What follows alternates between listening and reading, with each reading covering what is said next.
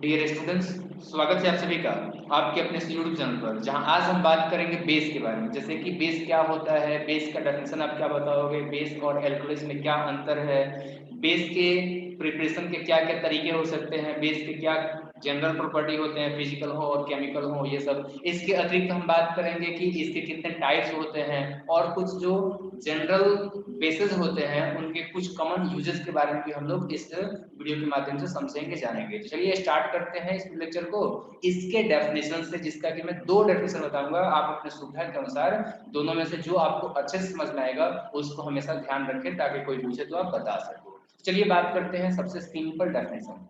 तो इसका simple definition हो जाता है a base, a base is a substance.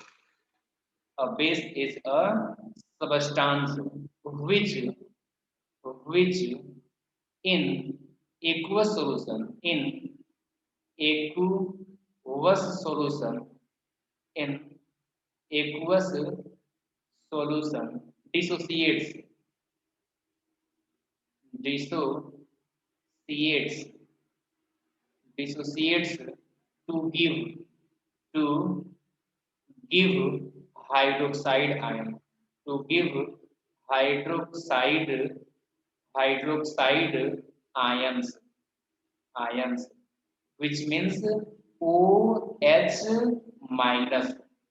तो ये एक बहुत ही सिंपल डेफिनेशन होगी। मैंने क्या बताया है कि एक बेस जो होता है वो एक ऐसा सबस्टांस या पदार्थ होता है जो एक्वस सॉल्यूशन में डिसोसिएट होता है, ताकि वो हाइड्रोक्साइड आयन को दे सके, OH आयन को जो है दे सके। तो एक तो ये काफी सिंपल डेफिनेशन रहा। अच्छा, दूसरा डेफिनेशन क्या हो सकता है? तो हम लिख सकते हैं in other words, in other words, in other word. चलिए बात करते हैं दूसरा डेफिनेशन हम क्या बता सकते हैं। ठीक है, तो दूसरा जो डेफिनेशन है ना उसको आप बता सकते हो अ बेस। आप दूसरा डेफिनेशन बता सकते हो a base is a substance, a substance usually usually usually oxide usually oxide और हाइड्रोक्साइड और hydro oxide of of a metal of a metal of a metal which which can which can react which can react with acids with an acid with an acid with an acid to produce or give to produce to produce to produce salt and water and water and water। तो ये मैंने आप लोगों को एक दूसरा definition बताया। यहाँ पे मैंने क्या बताया है? मैंने बताया है कि एक बेस जो होता है वो एक सबस्टांस या पदार्थ होता है जो कि आमतौर पर मेटल का, किसी मेटल का जो है ऑक्साइड या हाइड्रोक्साइड होता है, और जो किसी एक एसिड से रिएक्शन कर सकता है ताकि वो सॉल्ट और वाटर को प्रोड्यूस कर सके। तो याद रखना है कि सॉल्ट और सॉरी ऐसा पदार्थ जो मेटल या सॉरी मेटल का हाइड्रोक्साइड या ऑक्साइड हो और जो एसिड के साथ में रिएक्शन करके सॉल्ट और वाटर देता हो, तो समझ जाना कि वो क्या है, वो आपका जो है एक बेस है। अच्छा, यहीं पर हम बात कर लेते हैं कि आखिरकार ये जो एल्कलीज होते हैं उनमें और बेस में क्या अंतर है। तो चलिए मैं आपको बताता हूँ यहाँ पर कि सबसे पहले एल्कलीज होता क्या है। जब आप एल्कलीज समझ लोगे, ठीक है, जब आप एल्कलीज समझोगे उसके बाद ही आप बेस पे जो इसको डिफरेंशिएट कर पाओगे। ठीक है, तो देखो बेस और एल्कलीज में क्या अंतर है उसकी हम बात करते हैं यहाँ पर एल्कलीज का डेफिनेशन। ठीक है, एल्कलीज आखिरकार होते क्या है? तो एल्कलीज का आपका डेफिनेशन क्या हो जाएगा? बहुत ही सिंपल इसका डेफिनेशन है, आप लोग लिख लो एल्कलीज का डेफिनेशन। दोज, या फिर ऐसे बोल लिख सकते हो कि bases bases that are that are soluble in water, soluble in soluble soluble soluble in water are called water are called alkalis, alkalis। तो यहाँ पर आपने क्या समझा, ऐसा बेस, ठीक है, आपने यहाँ पर क्या समझा कि ऐसा बेस जो वाटर के अंदर में सोल्यूबल हो उसी को हम लोग एल्कलीज बोलेंगे, ठीक है। तो अब देखो यहाँ पे हम लोग ले लेते हैं दो ठो बेस, हम लोग क्या लेते हैं, दो ठो बेस लेते हैं। मान लीजिए कि ये बेस नंबर 1 है, ये क्या है, बेस नंबर 1 है, और ये है आपका बेस नंबर 2। अब बेस जो है आपका ये वाटर में सोल्यूबल, ये जो है आपका वाटर में सोल्यूबल है, ठीक है, जबकि ये जो है ना ये आपका वाटर में सोल्यूबल नहीं है। तो ये क्या होगा, ये आपका जो है एल्कलीज, ये आपका जो है एल्कलीज, ये जो है आपका एल्कलीज कहलाएगा। ये जो है आपका क्या हो जाएगा, ये आपका एल्कली कहलाएगा। क्या कहलाएगा, ये आपका जो है एल्कली कहलाएगा। जबकि इसका अगर आप बात करोगे बेस नंबर 2 का, तो ये आपका जो है एल्कली नहीं कहलाएगा।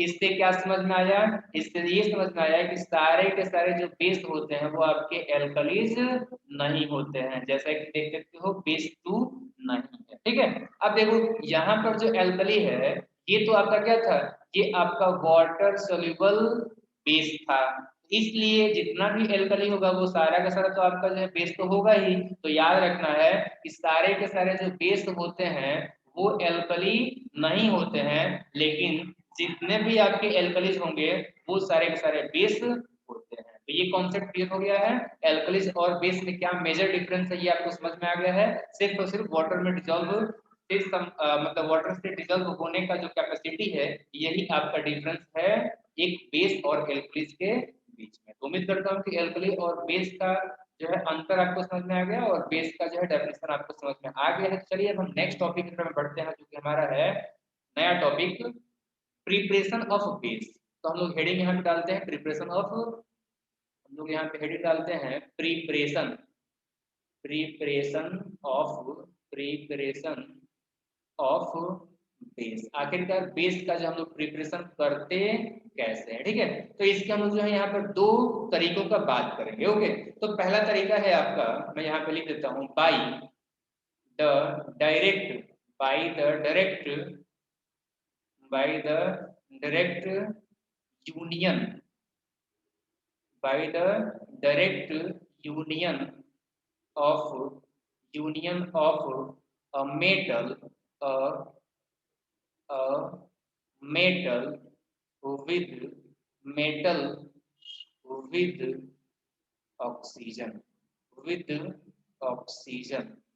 तो एक तरीका क्या हो गया कि भाई अगर कोई मेटल है, क्या है, अगर कोई जो है मेटल है इसके साथ में हम लोग ऐड कर देते हैं ऑक्सीजन को, तो ये एक तरीका हो जाएगा बेस बनने का। क्योंकि मैंने अभी अभी आपको डेफिनेशन में क्या बताया था कि जो है जो बेस होता है ये आपका यूजुअली क्या होता है, मतलब कि ऑक्साइड और हाइड्रोक्साइड ऑफ मेटल होता है। तो अगर मेटल का हम लोग ऑक्साइड बनाएंगे तो ये आपका क्या हो जाएगा, बेस हो जाएगा। और मेटल का आपको ऑक्साइड बनाना तो क्या करना पड़ेगा, मेटल का ऑक्सीजन से आपका जो है यूनियन करा दीजिए, मतलब रिएक्शन करा दीजिए। जब दोनों यूनाइट यानी कि जुड़ जाएंगे तो आपका मेटालिक ऑक्साइड बनाएंगे जो कि आपका बेस होगा। चलिए हम बात कर लेते हैं यहाँ पर एग्जाम्पल का, ओके। तो यहाँ पर जो है एग्जाम्पल क्या हो जाएगा, यहाँ पर जो है चलिए कुछ एग्जाम्पल का हम बात कर लेते हैं। यहाँ पर एग्जाम्पल जो है जैसे मान लीजिए कि हमने लिया सोडियम, और सोडियम का हम लोग रिएक्शन कर देते हैं ऑक्सीजन के साथ में, तो क्या बनाएगा, यहाँ पर बनेगा Na2O, यानी कि जो है आपका सोडियम ऑक्साइड बनेगा। क्या बनेगा, सोडियम ऑक्साइड, ठीक है। अब देखो ये जो सोडियम था ये क्या था, ये एक आपका जो है मेटल था, और ये क्या है, ये आपका जो है ऑक्सीजन है, क्या है, ऑक्सीजन है। तो यहाँ पर क्या बन गया, यहाँ पर सोडियम ऑक्साइड यानी कि मेटल ऑक्साइड बन गया। क्या बन गया, मेटल ऑक्साइड बन गया। और मेटल ऑक्साइड क्या होता है, बेस। तो आपको तो एक समझ में आ गया कि भाई सोडियम का जब ऑक्सीजन से रिएक्शन कराइएगा तो मेटल ऑक्साइड बनेगा, तो मेटल ऑक्साइड क्या होता है, ये बेस होता है। तो एक तरीका हो गया बेस को बनाने का। चलिए एक दूसरा एग्जांपल भी आपको शॉर्ट में बता देता हूँ। जैसे मान लीजिए कि पोटेशियम है, इसका आप ऑक्सीजन से रिएक्शन कराओगे तो पोटेशियम क्या है, मेटल है, और ऑक्सीजन से रिएक्शन करेगा तो क्या बनेगा, पोटेशियम ऑक्साइड यानी K2O। तो ये क्या हो जाएगा, ये भी एक बेस हो गया। इस तरीके से अगर एक और एग्जांपल हम देख लेते हैं, कैल्शियम का रिएक्शन कराओगे ऑक्सीजन के साथ में तो क्या बनेगा, कैल्शियम ऑक्साइड यानी कि CaO बनेगा। ये भी क्या हो जाएगा, बेस। क्यों, क्योंकि कैल्शियम क्या है, ये एक मेटल है, और ये ऑक्सीजन, तो मेटल ऑक्साइड बना, ये भी आपका बेस हो जाएगा। चलिए देख लेते हैं दूसरा तरीका क्या होगा। ओके, दूसरा तरीके का अगर हम बात करें यहाँ पर, दूसरा तरीका आप लोग लिख लो, by heating, by heating carbonates, by heating carbonates, by heating carbonates of some metals, of some metals. तो कुछ मेटल्स के कार्बोनेट्स को अगर आप गर्म करोगे ना तो इससे भी आप लोग जो है बेस को प्राप्त कर सकते हो, मतलब बेस को जो है फॉर्म कर सकते हो। तो चलिए बात कर लेते हैं इसके भी जो है एग्जाम्पल्स का, ठीक है। चलिए इसका भी हम एग्जाम्पल लेते हैं। जैसे कि कैल्शियम कार्बोनेट हम ले लेते हैं, ये क्या हो गया, कैल्शियम, अभी आपने देखा था कैल्शियम क्या है, कैल्शियम तो एक धातु है, मतलब मेटल है। अब कैल्शियम का कार्बोनेट हमने ले लिया और इसको जो हमने क्या कर दिया, हीट कर दिया। जब इसको हम लोग जो है क्या करते हैं, हीट करते हैं, तो यहाँ पर बन जाएगा कैल्शियम ऑक्साइड और साथ साथ बनेगा आपका जो है कार्बन डाइऑक्साइड। अब मुझे एक बात बताओ कि ये कैल्शियम ऑक्साइड क्या है, ये एक मेटल ऑक्साइड है या नहीं है, क्योंकि कैल्शियम जो है वो क्या है, एक मेटल है। तो ये मेटालिक ऑक्साइड बना, और मेटालिक ऑक्साइड बना तो ये क्या है, ये आपका बेस है। तो इस तरीके से हमने यहाँ पर भी जो है एक बेस तैयार कर लिया, ठीक है। चलिए एक एग्जांपल और दे देता हूँ आपको। तो यहाँ पर हमने ले लिया है जिंक कार्बोनेट, ठीक है। अब जिंक कार्बोनेट को हमने कर दिया हीट, मतलब गर्म। जब गर्म किया तो क्या बन जाएगा, यहाँ पर बन जाएगा zinc oxide plus carbon dioxide. अब जिंक ऑक्साइड क्या है, ये है एक मेटल ऑक्साइड, और जब ये मेटल ऑक्साइड है यानी कि ये बेस है। बातें क्लियर हो गया। तो दो तरीका अभी हमने देखा कैसे हम लोग बेस को बना सकते हैं, ठीक है। अब इसके बाद जो हम जनरल कैरेक्टरिस्टिक ऑफ बेसिस का बात करेंगे। ओके, तो चलिए हेडिंग आप सभी लोग डाल लीजिए, general properties of basis, general, general properties, general properties, general properties of basis. तो बेस जो होते हैं ना, उनके क्या क्या जनरल प्रॉपर्टी होते हैं, फिजिकल और केमिकल, ये सब हम लोग जो है इसमें जिक्र करेंगे। तो सबसे पहले हम बात करते हैं पहला, पहला है हमारा, पहला जो बेस का प्रॉपर्टी हो जाएगा वो आप लोग लिख लो, the solution, the solution, the solution of bases, the solution of bases in water, in water, in water give a soapy, a soapy touch, a soapy touch। एक सेकेंड, सोपी टच, TOUCH, ओके, यू छूट गया था, सोपी touch. अच्छा, आगे थोड़ा सा और इसको जो है और क्लियर करने के लिए थोड़ा सा एक लाइन और लिख लो आप, when dissolve in water, when, when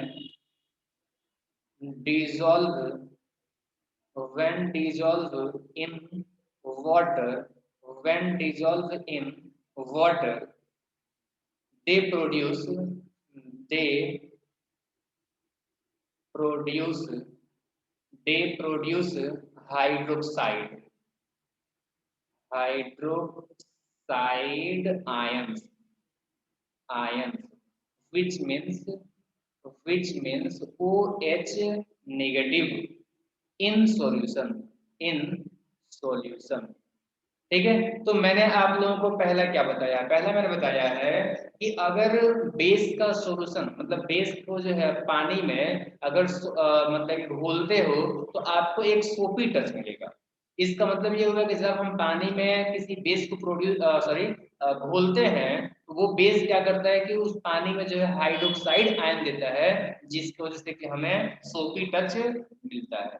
बातें क्लियर हो गया? चलिए एग्जाम्पल से समझाते हैं। तो कुछ एग्जाम्पल यहाँ पर हम ले लेते हैं। यहाँ पर जो है हम कुछ एग्जाम्पल ले लेते हैं, जैसे कि NaOH है। ओके, अब इस NaOH को आप क्या करते हो कि वाटर के अंदर में डिसॉल्व करते हो, तो यहाँ पर एक्चुअली में क्या होगा कि सोडियम प्लस आयन और हाइड्रोक्साइड आयन बनेगा। अब सोडियम प्लस आयन और हाइड्रोक्साइड आयन बनने की वजह से जो है आपको इस सॉल्यूशन के अंदर में सोपी टच देखने को मिलेगा। ठीक है, एंड नेक्स्ट कुछ और आपको एग्जांपल यहाँ पे देते चलते हैं। तो कैल्शियम हाइड्रोक्साइड यानी कि कैल्शियम हाइड्रोक्साइड को हम क्या करते हैं वाटर में डिसॉल्व करते हैं। तो यहाँ पर क्या होता है कैल्शियम 2 प्लस और यहाँ पर OH का 2 ठो जो है आयन बनता है। ठीक है, तो यहाँ पर भी OH आयन के बनने की वजह से जो है सोपी टच आपको देखने को मिलेगा। एंड नेक्स्ट एक लास्ट एग्जांपल आपको बता देता हूँ, MgOH का होल ट्वाइस यानी कि milk of magnesium, sorry milk of magnesia यानी कि जो है मैग्नीशियम हाइड्रोक्साइड, अगर इसको आप वाटर में डिसॉल्व करते हो तो यहाँ पर अगेन जो है आपका Mg2 plus plus 2OH minus बनेगा। ठीक है, और यहाँ पर आयन के प्रेजेंस की वजह से ये जो एक्वस सॉल्यूशन होगा ये आपका इलेक्ट्रिसिटी को कंडक्ट करेगा। ठीक है, तो यहाँ पर एक नोट्स आप लोग जो है याद कर लो, हाईलाइट कर लो इसको कि due to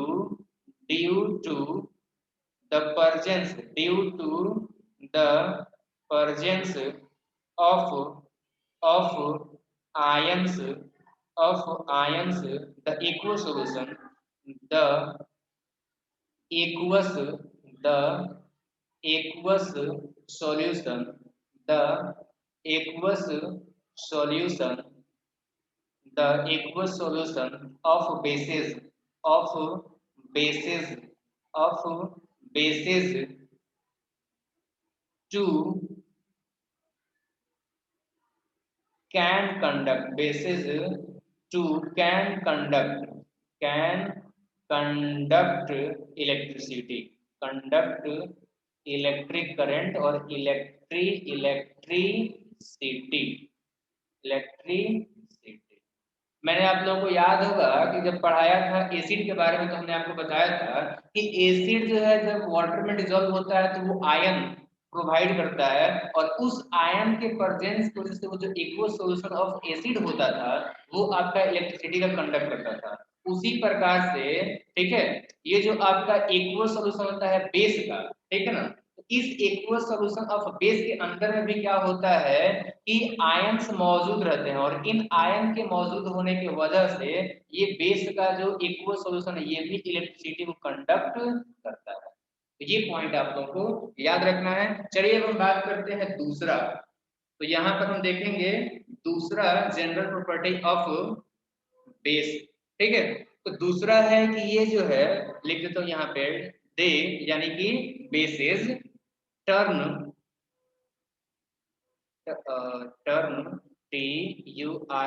turn red litmus paper blue red red litmus litmus paper blue. ठीक है, तो हमने आपको क्या बताया था कि बी से बेस और बी से ब्लू। ठीक है, तो ये आपका क्या करेगा रेड को जो है ब्लू में चेंज कर देगा। बातें क्लियर हो गया? तो ये आप लोगों को जो है याद रखना है। अब इसका आप जो है चाहोगे ना तो एक्सपेरिमेंट कर सकते हो।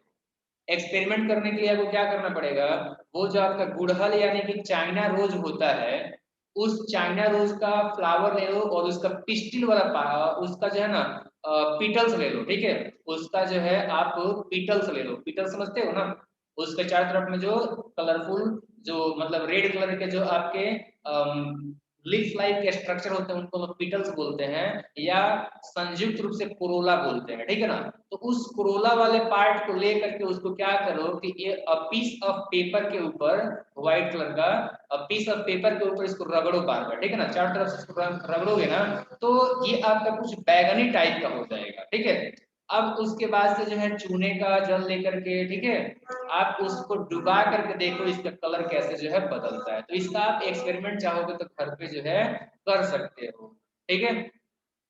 चूने के जब जल में जो है, चूना का जो जल होता है वो आपका क्या होता है, कैल्शियम हाइड्रोक्साइड होता है। तो उसमें अगर आप आपके पास में तो लिटमस पेपर मिलेगा नहीं, आपको लेबोरेटरी में मिल जाएगा, ठीक है, छोटा छोटा होता है। तो ये नहीं मिलेगा तो आपका एक घर पे जो है इंडिकेटर बनाने का मैंने आपको तरीका बता दिया, आप वहां से जो है इस एक्सपेरिमेंट को कर सकते हो, ठीक है। चलिए अब हम बात करते हैं यहाँ पर तीसरा जो प्रॉपर्टी है वो, तो तीसरा प्रॉपर्टी आप लोग नोट करो, दे मतलब basis react, they react with acid, with acids, with acids to produce, to produce, to produce salt, to produce salt and water, salt and water। और लास्ट टाइम भी मैंने आपको बताया था this is called neutralisation reaction, ठीक है। तो एक बार फिर से मैं यहाँ पे इंडिकेट कर देता हूँ, दिस रिएक्शन,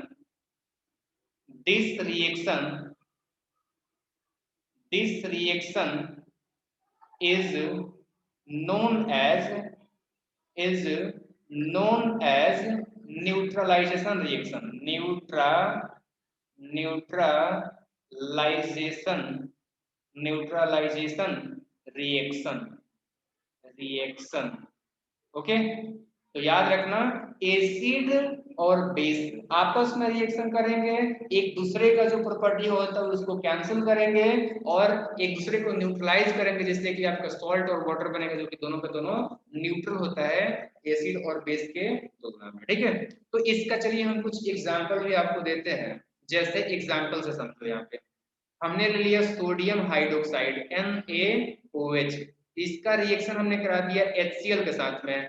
अब क्या होगा यहाँ पे, जब हमने HCl के साथ में रिएक्शन कराया तो यहाँ पे बनेगा सॉल्ट यानी कि सोडियम, और यहाँ पर का जो क्लोरीन है ये आपस में बना लेगा सोडियम क्लोराइड, और यहाँ पर जो हाइड्रोजन था और OH था ये आपस में बनाएगा वाटर, वाटर भी न्यूट्रल, और ये जो आपका सोडियम क्लोराइड है ये भी न्यूट्रल। तो इस तरीके से ये क्या हो गया, ये हो गया आपका जो है न्यूट्रल, इसलिए हम इस रिएक्शन को बोलते हैं न्यूट्रलाइजेशन रिएक्शन। चलिए नेक्स्ट दूसरा एग्जांपल हम ले सकते हैं, मैं आपको दूसरा एग्जांपल भी बता देता हूँ। KOH, KOH plus H2SO4, H2SO4, इन दोनों को जब हम रिएक्शन कराते हैं तो आप देखो इसमें का जो है मेटल, ठीक है, मतलब पोटेशियम, और इसमें का सल्फेट, ये दोनों आपस में रिएक्शन करेगा और इस तरीके से K2SO4 बना लेगा, और साथ साथ ये जो आपका हाइड्रोजन है और OH है ये आपस में H2O बना लेगा, यहाँ पर भी ये न्यूट्रलाइज हो गया। एंड नेक्स्ट एग्जांपल मैं आपको देता हूँ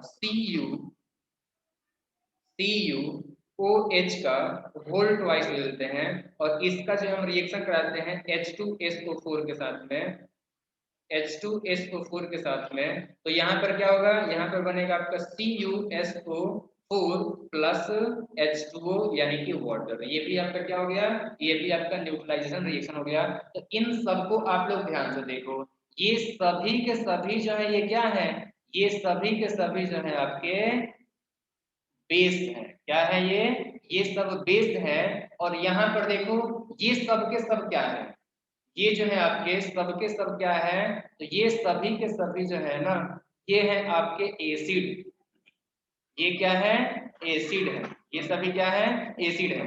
एंड अब आप लोग जो है नेक्स्ट देखो, यहाँ पर जो है आपका एक तीसरा दिख रहा है, यहाँ पर तीसरा ग्रुप, तो ये क्या हो गया, ये है आपका जो है सॉल्ट, ये क्या है, ये है सॉल्ट। और यहाँ पर एक और जो है आपका जो है ग्रुप बन रहा है, तो ये ग्रुप क्या हो जाएगा, ये आपका जो ग्रुप बन रहा है ये एक्चुअली में है वाटर, ये क्या है, ये है वाटर।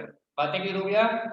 चलो बीच में प्लस दे देते हैं, यहाँ पर तीर का चिन्ह दे देते हैं। यहाँ से आपको क्या समझ में आ रहा है, यहाँ से जो है आपको यही समझ में आ रहा है कि बेस एसिड के साथ में रिएक्शन करता है तो सॉल्ट एंड वाटर बनाता है, और एक दूसरे का जो प्रॉपर्टी होता है, कैरेक्टर होता है, उसको जो है ये न्यूट्रल करता है। इसी वजह से इसको बोलते हैं हम लोग क्या, न्यूट्रलाइजेशन रिएक्शन। क्या बोलते हैं इसको, neutralisation, neutralisation reaction, neutralisation reaction.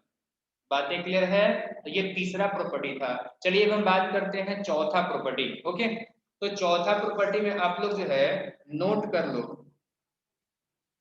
The oxides. चौथा प्रॉपर्टी में जो है आप लोग नोट कर लो the oxides, the oxides, the oxides which the oxide produce which produce acids acids in aqueous solution, in aqueous solution are called, कहाँ चला गया, are called are called acidic oxide, are called acidic oxide. Okay, which are which are which are usually which are usually the oxides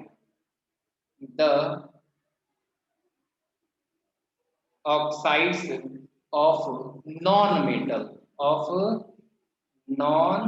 metals। ठीक है, next और भी लिख लो थोड़ा सा, एसिड्स सॉरी एसिडिक ऑक्साइड लिखो, acidic oxide, acidic oxide react, acidic oxide react with bases with with bases with bases to to give salts and water। तो ये जो हमने तीसरा में आपको पढ़ाया था ना, उसी का जो है एक डिफरेंट रूप है। ठीक है, तो यहाँ पे हमने क्या बोला है कि देखो ऑक्साइड जो कि किसी कह सकते हैं कि एक्वस सॉल्यूशन में, ठीक है ना, एसिड को प्रोड्यूस करते हैं, उसको बोलते हैं एसिडिक ऑक्साइड। और ये आमतौर पे क्या होता है, ये जो है ना आमतौर पे नॉन मेटल के ऑक्साइड होते हैं। ठीक है, अब चूंकि ये नॉन मेटल के ऑक्साइड है और ये आपके जो है एक्वस सॉल्यूशन में एसिड को प्रोवाइड कर रहे हैं, तो ये जो एसिडिक ऑक्साइड कहलाते हैं, ये एसिडिक ऑक्साइड बेस से रिएक्शन करके सॉल्ट एंड वाटर देंगे। चलिए एग्जांपल समझाते हैं। मैंने आपको क्या बताया, मैंने यही आपको बताया है कि जो ऑक्साइड एक्वस सॉल्यूशन में एसिड देगा उसको हम लोग एसिडिक ऑक्साइड बोलते हैं। और ये आमतौर पे क्या होता है, नॉन मेटल का ऑक्साइड होता है। तो किसी एक नॉन मेटल का ऑक्साइड हम लोग जो है लेते हैं। ठीक है, जैसे नॉन मेटल का एक ऑक्साइड मैं आपको बताता हूँ CO2, बहुत ही अच्छा सा है CO2। एग्जाम्पल मैं आपको बता रहा हूँ, तो CO2 क्या है, ये जो है एक non metallic non metallic non Meta एक सेकेंड, ये जो है आपका ऑक्साइड ऑफ नॉन मेटल है। ठीक है, oxygen oxide of non metal है। अब हमने आपको क्या बताया कि भाई जो भी ऐसा ऑक्साइड जो कि एक्वस सॉल्यूशन में एसिड देगा वो आपका एसिडिक ऑक्साइड देता है। तो ये कार्बन डाइऑक्साइड जो है ये आपका वाटर में जो डिजॉल्व होकर के कार्बोक्सिलिक एसिड देता है। तो इस तरीके से ये जो है आपका एक एसिडिक ऑक्साइड हो गया। अब जब ये एसिडिक है तो ये आपका बेस के साथ में, किसके साथ में, बेस के साथ में रिएक्शन करेगा तो जाहिर सी बात है सॉल्ट एंड वाटर देगा। तो अब चलिए हम एक जो है बेस ले लेते हैं, जैसे कि यहाँ पर हमने NaOH ले लिया, ये एक आपका क्या हो गया, बेस हो गया। ये दोनों जब आपस में रिएक्शन करेंगे तो ये क्या बनाएंगे, ये बनाएंगे Na2CO3 यानी कि सोडियम कार्बोनेट और क्या, वाटर। तो यहाँ पर ये क्या हो गया, ये है आपका सॉल्ट और ये है वाटर। यही तो बात हमने आपको समझाया था। तो ये आपका चौथा प्रॉपर्टी हो गया। एक लास्ट आपको एग्जांपल एक और दे देते हैं, जैसे कि हो जाएगा कैल्शियम हाइड्रोक्साइड। ठीक है, CaOH का होल ट्वाइस। इसके साथ में हम लोग क्या ले लेते हैं, NH4 NH4 तो आपका जो है दूसरा कुछ हो जाएगा ना, यहाँ पर CO2 ले लीजिए, दिमाग भटक गया, तो यहाँ पर हमने CO2 ले लिया। अब यहाँ पर क्या होगा, देखो ये रिएक्शन करेगा तो ये आपका बनाएगा कैल्शियम कार्बोनेट, जैसे कि वहाँ पे सोडियम कार्बोनेट बना था, तो कैल्शियम कार्बोनेट बनेगा प्लस वाटर बनेगा। तो ये क्या है, ये है सॉल्ट, और ये क्या है, ये है वाटर। तो वही तो हमने बताया था कि जो भी आपका मतलब कि ऐसा ऑक्साइड होगा जो कि वो एक्वस सॉल्यूशन में एसिडिक ऑक्साइड सॉरी एसिड देता है, ठीक है, वो क्या करेगा, बेस के साथ में जब रिएक्शन करेगा तो ये आपका सॉल्ट एंड वाटर बनाएगा। जैसे कि देख सकते हो कार्बन डाइऑक्साइड जो है एक नॉन मेटल का ऑक्साइड है, तो ये आपका जो नॉन मेटल का ऑक्साइड है ये बेस के साथ में रिएक्शन कर क्या कर रहा है, वाटर और सॉल्ट बना रहा है, ठीक है। चलिए हम बात करते हैं पांचवा। तो यहाँ पर हम बात करते हैं पांचवा जो प्रॉपर्टी है उसके बारे में। पांचवा प्रॉपर्टी आप लोग लिख लो, when a base, when a base is heated, when a base is heated is heated with an ammonium salt and ammonium salt, ammonia gas, number one, ammonia ammonia gas, another salt and and water water are produced are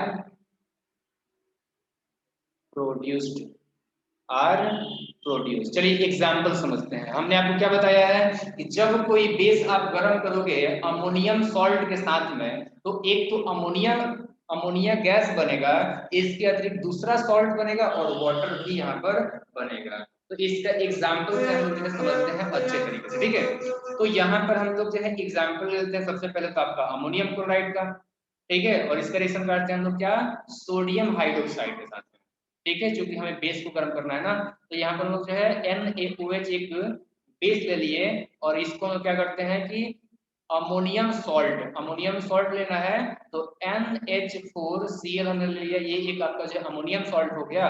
अब इसको जो हमने जब गर्म किया, क्या किया, heat किया, तो जब हम लोग हीट करेंगे तो यहाँ पर क्या बनेगा, सबसे पहली बात की आपका अमोनिया गैस बनेगा, मतलब NH3 बनेगा। क्या बनेगा, NH3, और ये आपका जो है गैस होगा जो कि आपका इवेपोरेट होगा, मतलब कि आपका जो है इवोल्यूट होगा, ठीक है। तो यहाँ पर जो है अमोनिया गैस बन गया, इसके अतिरिक्त सॉल्ट बनेगा, दूसरा सॉल्ट।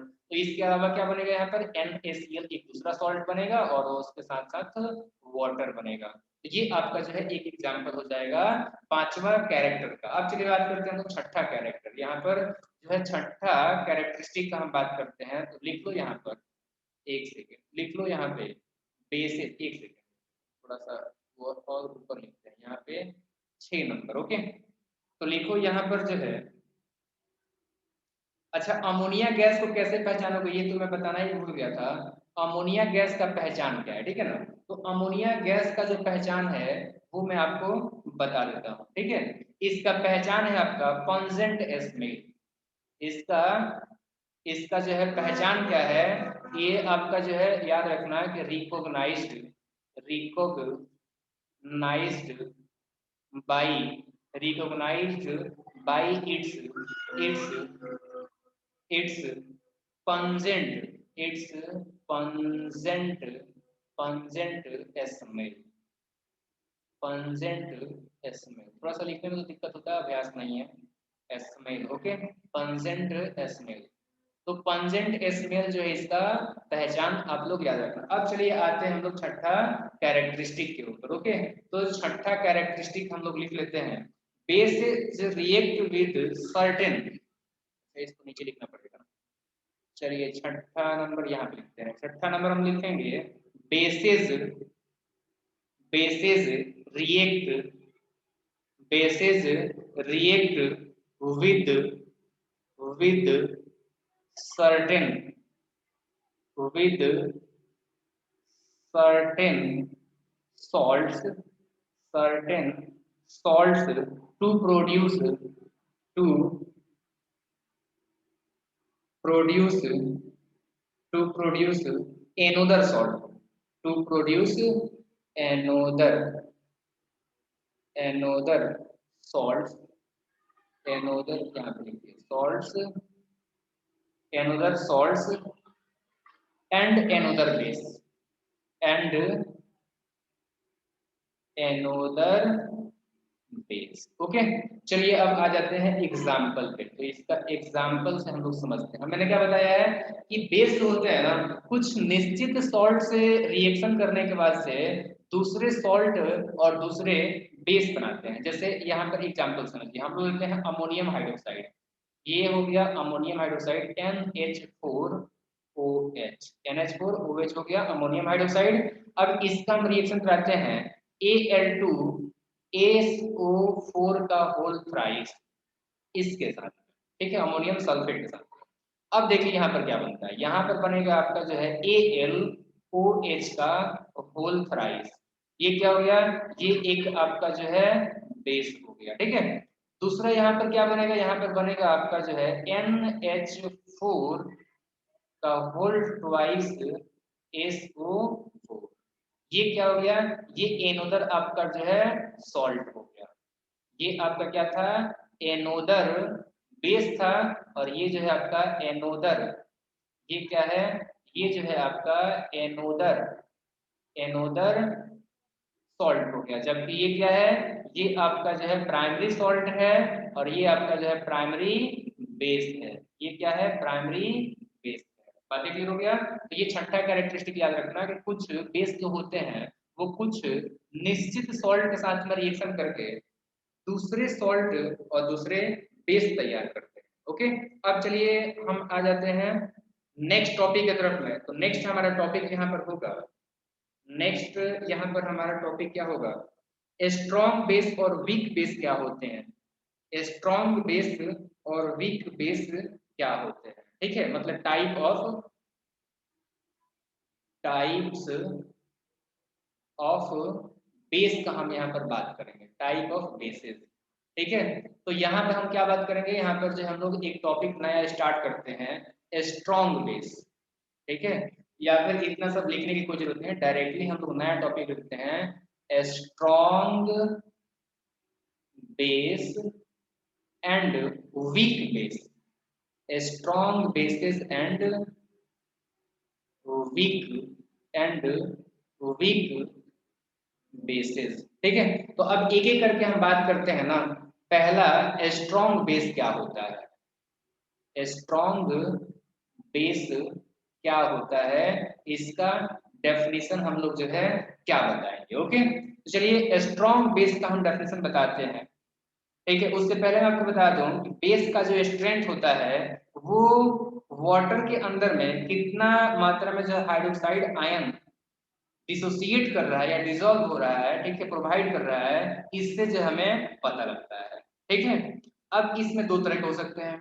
कुछ बेस जो होते हैं ये वाटर में ऑलमोस्ट कंप्लीटली डिसोसिएट जाते हैं ताकि हाइड्रोक्साइड आयन दे, यही जो है आपके स्ट्रॉन्ग हो जाते हैं, और जो नहीं देते हैं वो वीक हो जाते हैं। तो चलिए इसका डेफिनेशन मैं आपको बता देता हूँ, ठीक है। आप लोग लिखोगे strong bases, strong bases are those are those bases which almost completely almost which almost completely dissociate, या फिर which completely dissociates dissociate, मैंने क्या लिखवाया है कि strong bases are those bases which almost completely dissociate in water, dissociates in its aqueous solution, in its aqueous solution to to provide to provide to provide hydroxide ion, hydroxide ions, okay, which means OH negative, okay. तो मैंने क्या बताया, ऐसा base जो कि अपने aqueous solution यानी कि वाटर के अंदर में पूरी तरह से डिसॉल्व हो डिसोसिएट जाता है, ताकि जो है मतलब पूरी तरह से जो है आपका वो अपने आयनों में डिवाइड हो जाता है, ताकि जो है वो हाइड्रोक्साइड आयन को प्रोवाइड कर सके, ठीक है। चलिए अब जो है कुछ एग्जाम्पल हम बात कर लेते हैं। क्या बात कर लेते हैं, एग्जाम्पल। तो यहाँ पर जो है ग्रीन कलर ले लेते हैं। चलिए एग्जाम्पल मैं आपको बता दूं, यहाँ पर sodium hydroxide NaOH, sodium hydroxide, इस तरीके से आपका जो है पोटेशियम हाइड्रोक्साइड, पोटेशियम हाइड्रोक्साइड, ये जो है ना, ये आपके क्या है, ये जो है स्ट्रॉन्ग बेस है। अब चलिए हम बात करते हैं वीक बेस क्या होता है। हालांकि मैंने पहले ही आपको जो है समझा दिया है वीक बेस के बारे में। तो वीक बेस का जो है हम लोग अब डेफिनेशन देख लेते हैं, ठीक है। मैंने आपको पहले क्या समझाया था कि ये पूरी तरह से आपके जो डिसोसिएट नहीं होते हैं, ठीक है। तो याद रखना है कि सम बेसिस, हम लोग लिख लेते हैं यहाँ पर, एक सेकंड, हम लोग यहाँ पर जो है लिख लेते हैं some bases, some bases, some basis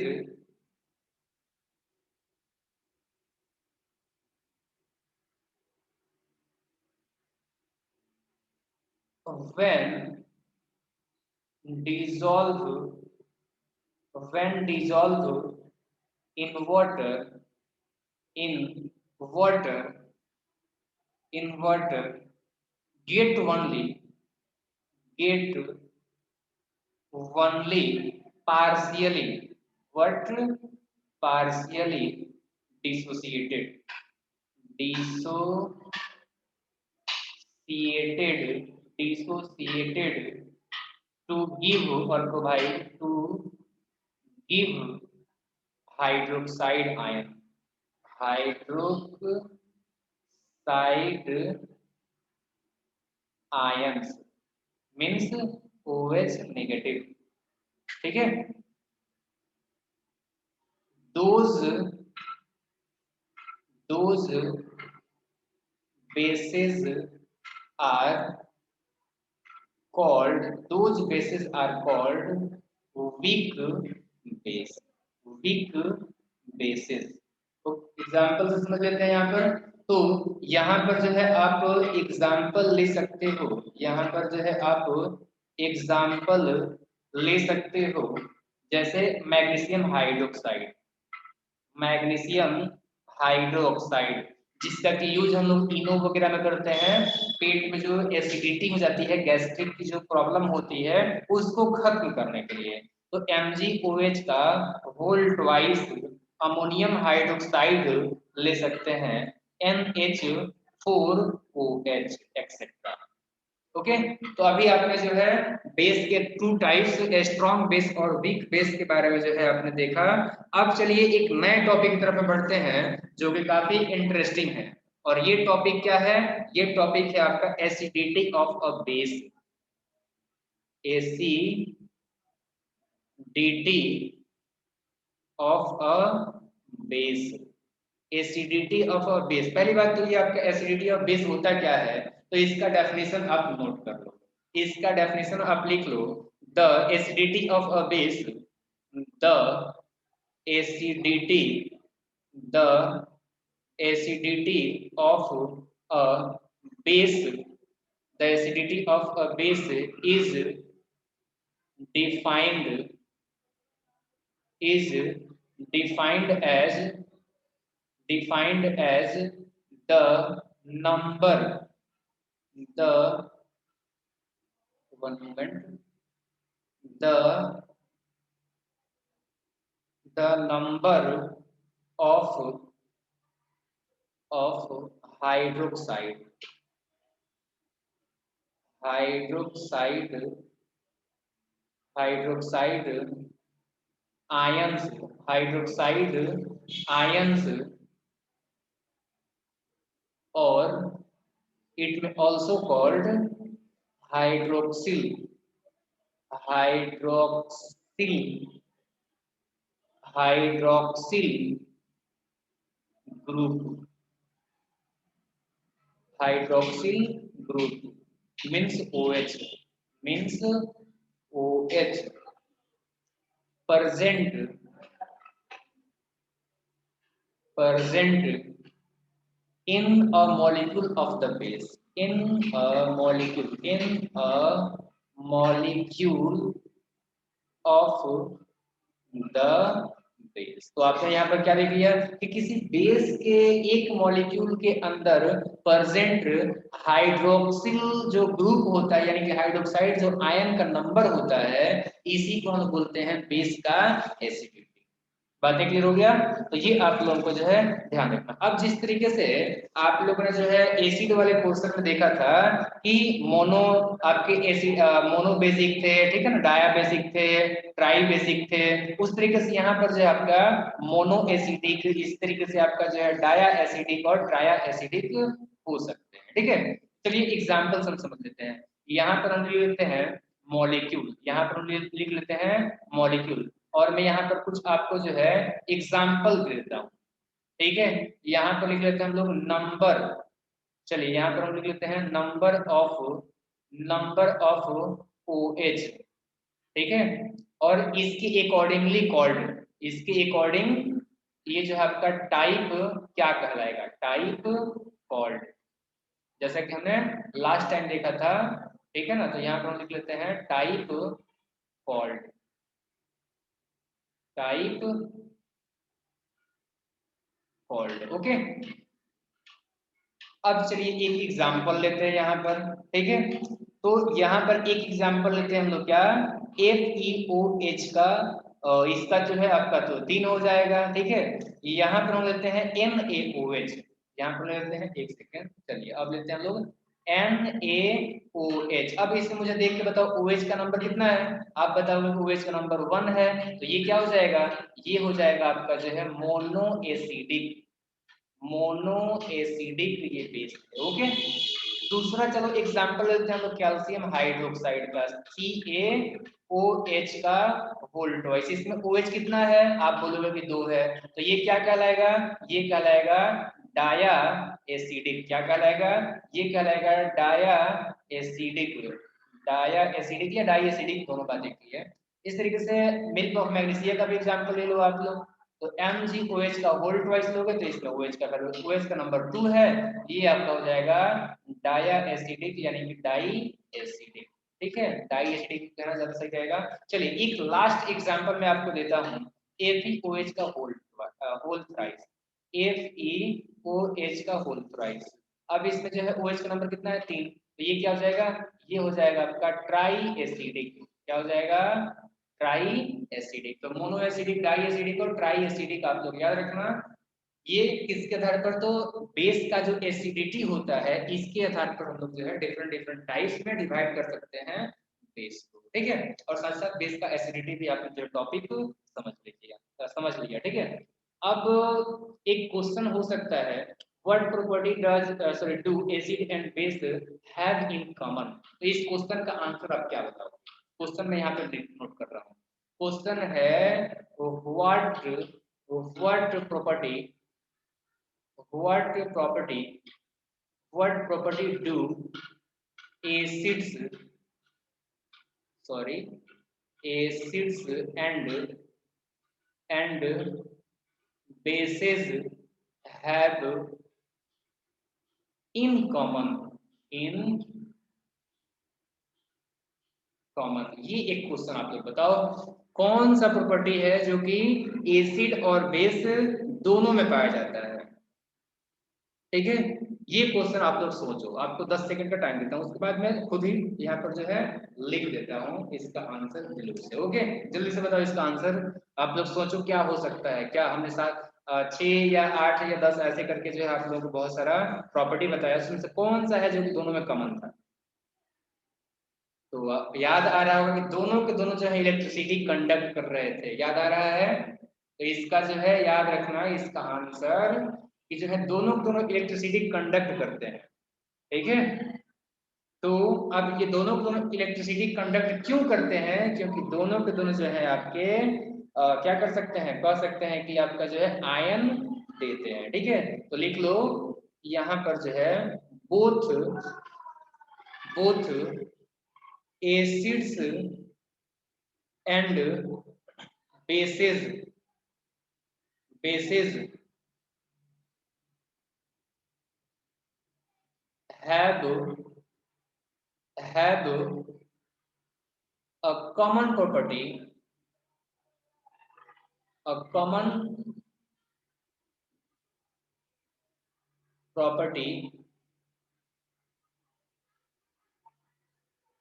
of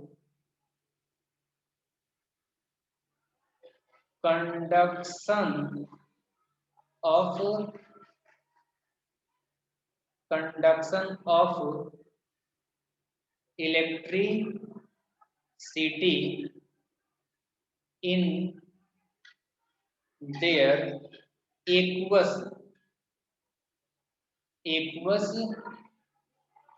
solution because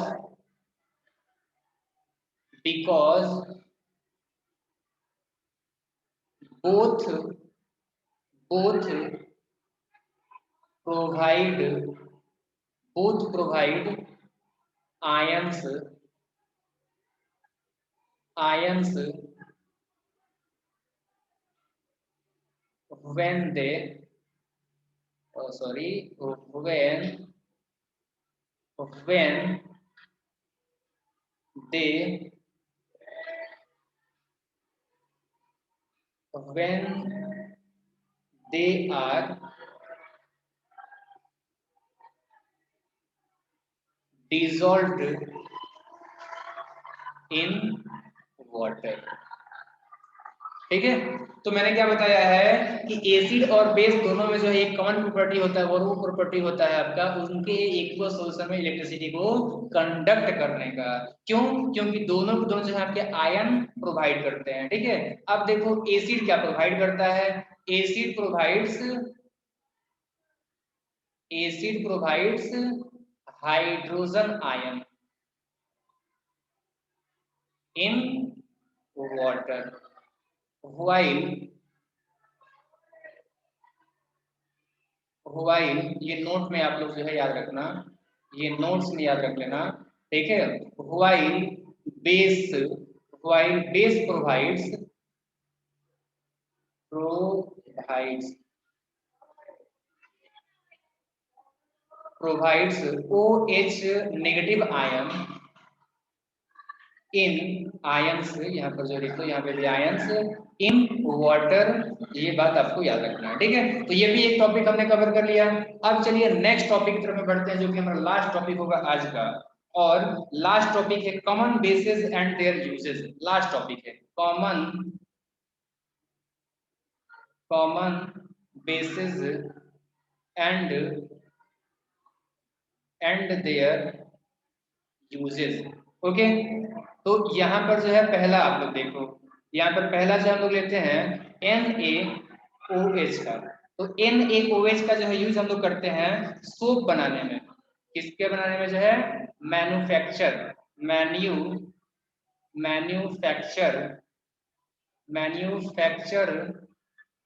manufacturing soap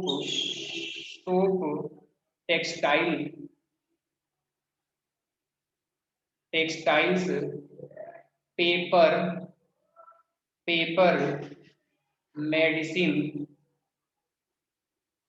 medicine etcetera.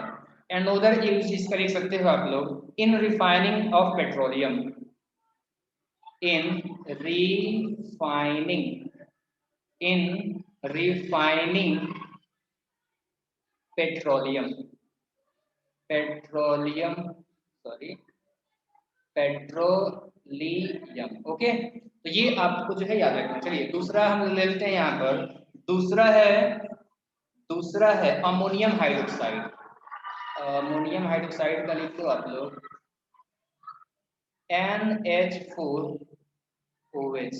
तो पहला आप लोग इसका लिख लो as a reagent of in the library, मतलब कैटलिस्ट के रूप में, as a reagent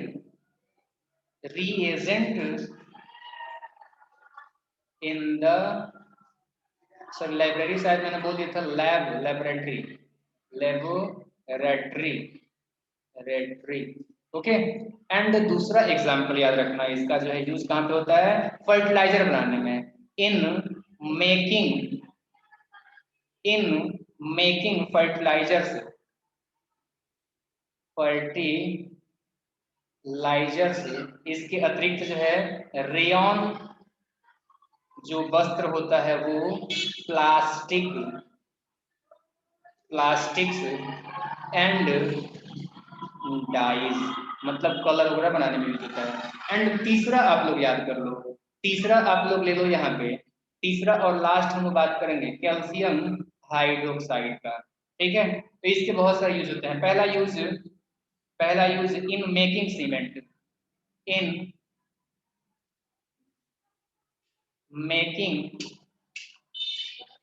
cement and mortar, mortar जो ढलाई करने में यूज होता है।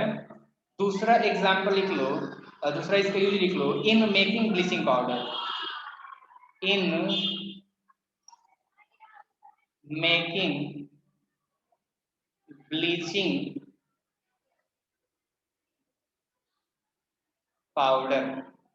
इसके बाद तीसरा आप लोग जो है लिख लो, इसका तीसरा यूज लिख लो, इन व्हाइट वॉशिंग, इन, ये जो भी मैंने पहले ही बताया हुआ है, इन व्हाइट वॉशिंग, दीवालों को जो है व्हाइट वॉशिंग कराया जाता है ना, उजले कलर से जो है चूना मरवाया जाता है, तो ये हो जाएगा। चौथा, इन removing acidity of soil, in removing acidity of soil. तो यहीं पर जो है क्लास को हम ओवर करेंगे। इस लेक्चर को अंत तक देखने के लिए आपका बहुत बहुत धन्यवाद। Thank you very much again and again.